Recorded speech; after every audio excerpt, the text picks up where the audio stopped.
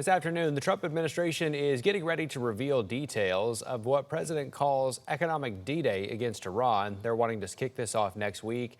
Natalie Brand is at the White House with the latest. The Trump administration says the U.S. will ratchet up economic pressure against Iran, including sanctioning any country that helps Tehran. What has been true over the last couple of weeks is they felt a lot more pressure than we have. We're going to keep that going. A U.S. official also confirms the USS Lincoln is headed home after a 9-month deployment and family member concerns about conditions on the ship.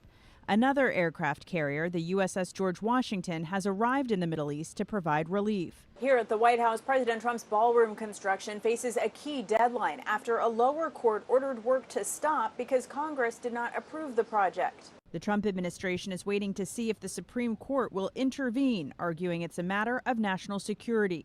If justices don't act by today, work on the ballroom is supposed to stop. We hope that doesn't happen.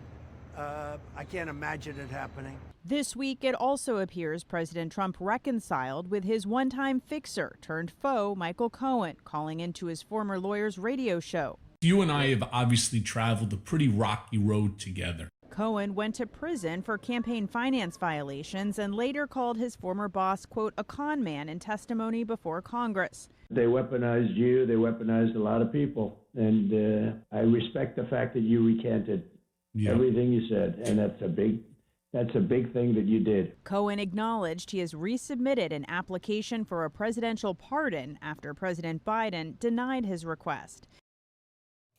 President Trump is expected to campaign with Senator Darlene Graham of South Carolina tonight ahead of the Republican Senate runoff next week.